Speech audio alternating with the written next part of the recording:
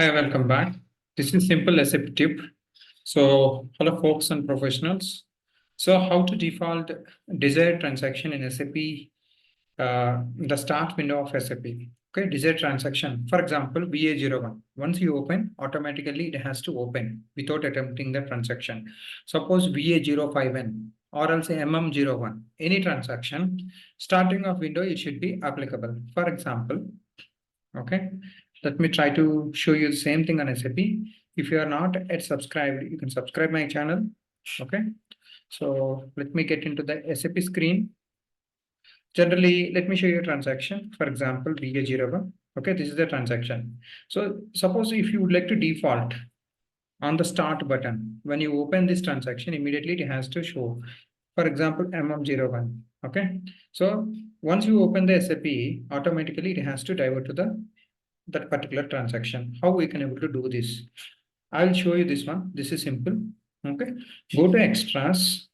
Okay, and go to the set transaction. Okay, I'm just keeping, for example, VK M3. Okay, so once you have done, just do the log off. Okay, so let me log in the meanwhile quickly. So we're getting into the screen. Okay, I'm just trying to log in. Okay. Now it should open with VKM3. See, now automatically once you log in, it is coming to VKM3. So if you don't want it, this one, simply go to the, let's go to the /n again. Okay, go to extras, set transaction, you can remove this. Let me show you with another example. Okay, for example, material display, I want it, MM03. Okay, so again, log off quickly. Okay, let's try to log in again. Okay, let me share my screen.